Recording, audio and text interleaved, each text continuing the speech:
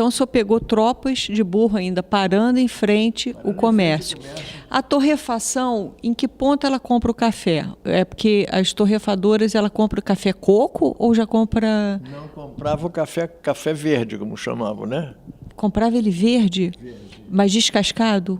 Descascado. Só Aí a torrefação era feita pelo seu avô? Vinha para comprar aquelas sacas, eles empilhavam lá no armazém, e quando chegava o momento de produzir café, então aquelas sacas eram abertas e o café corria para dentro de uma bola enorme, que tinha uma tampa hermética, e depois aquela bola, depois de estar cheia com o café, eles, por alavancas da máquina, levavam para cima do forno. Então tinha um forno muito forte e a máquina ficava girando, aquela bola, né? Essa era a torrefação. É a torrefação. Saía dali, derramava num tabuleiro, então eles esfriavam e tinham que estar fazendo, sempre movimentando para os grãos não grudarem. Esfriava e depois então ia para o moinho, para moer o café e empacotar. Isso é tudo feito lá no armazém do vovô. Agora, era um armazém de secos e molhados e também torrefação. Na frente tinha um armazém de secos e molhados. Depois, uma parede, o segundo ambiente era a parte industrial, né? E ali, que é dessa que eu tenho uma fotografia, depois vou lhe mostrar. A parte industrial tinha a torrefação do café, a moagem de açúcar, a refinação do açúcar e a produção de melaço, né? Que depois o açúcar, vovô comprava o açúcar cristal, ele entrava em tachos enormes de cobre num fogão, né? de tijolo. Depois que aquilo derretia, ia para um filtro. Era filtrado, depois saía através de encanamentos para a batedeira. Na batedeira solidificava o açúcar em bruto. Aí, então, uma parte daquele açúcar em bruto, branco já, filtrado, ele era moído ou era refinado. O moído é o açúcar confeiteiro. Sim. E o refinado é o açúcar comum que se usa botar nos doces, nos cafés e tudo mais. Quer dizer que por volta, então, vamos colocar assim, de 1930, em Friburgo, sim, a gente ainda tinha esse processo de... a cidade ainda recebia tropas de mula, com café ainda quase que in natura, né? Vinha tudo em tropas de burro. Vovô recebia sempre... Ele tem uma história muito grande de produção, vou te montar. Ele recebia o café, recebia o feijão, recebia o arroz, enfim, tudo que ele precisava no armazém, o milho, enfim, ele vinha tudo em tropas de burro, vinha do interior, vinha dos plantadores, dos cultivadores.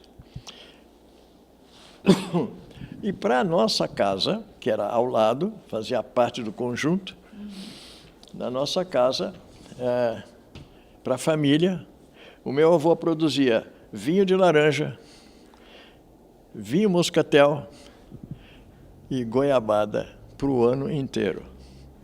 Vinho de laranja. Vinho de laranja. O vinho de laranja que o vovô fazia não era para vender, porque português não toma água na refeição, ele toma só vinho. E português e italiano também, né? Francês, enfim, os europeus em geral. Então o vovô manteve esse costume. E até tem uma situação interessante. As laranjas vinham em balaios também dos produtores em tropas de burro, né? Aí no fundo da casa tinha um telheiro e lá fazia uma pirâmide de laranja, mas ia lá em cima. E em volta tinha uns banquinhos onde a família sentava para descascar laranja. A gente descascava as laranjas e vovô fazia questão absoluta que fosse uma casca inteira. Não tinha que cortar, não podia quebrar a casca. Tinha que ser de tampinha até fundinho, tá?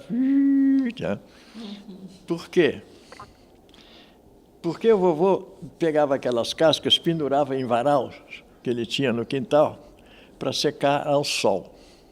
E não sei se você sabe que a casca da laranja produz um combustível excelente. Não sei. Né? Quer dizer, o sumo é para o vinho. O sumo da laranja é para o vinho. A casca para acender o fogão, a fornalha, acender tudo que precisava de fogo. O fogão, ao invés de usar lenha, usaria a casca seca? Não, usava a lenha, mas a casca seca de laranja era a isca, que acendia tudo. Ele pegava aquela casca de laranja, porque ela depois de seca fica durinha, né, e quebradiça. Então ele pegava a casca de laranja, enfiava no meio da lenha, acendia na ponta e ela ia... E aí ficava queimando e acendia o fogo. Tudo era aproveitado, né? Era tudo reaproveitado. E essa questão do vinho de laranja era uma produção caseira, ele não comercializava? Produção caseira, ele produzia para o ano inteiro. Mas vamos dizer, umas 300 ou 400 garrafas, tá? Que ele guardava numa adega que ele tinha lá, no fundo da casa. Os Spinelli também chegaram a produzir. Você chegou a tomar o vinho dos Spinelli? Os Spinelli eram famosos em Friburgo. O Spinelli era o... Como é que se chama? O dono da cidade em matéria, por exemplo, eles tinham uma agência de automóveis, eles tinham uma porção de coisas da parte industrial, parte comercial, e tudo. O Spinelli era uma família famosa em Friburgo. Uma avó me botou no curso de reforço que era feito depois das aulas, era feito de noite, de 5 às 7 horas da tarde, depois de noite. E eu tinha meus coleguinhas que vinham, a gente andava junto. E Friburgo, naquela época, às margens do Rio Bengala, dava muito sapo. De noite tinha um bando de sapos que pulava pelas ruas, era impressionante, que infelizmente acabaram. Então o que a gente fazia? Coisa de moleque, né?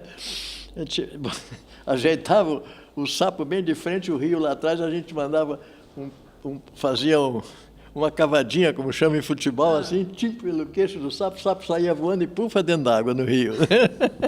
Muito sapo, né? E uma dessas, que eu digo que eu não pescava, eu fazia ao contrário, jogava para dentro do rio. Numa dessas foi meu sapato junto. Foi o sapato junto.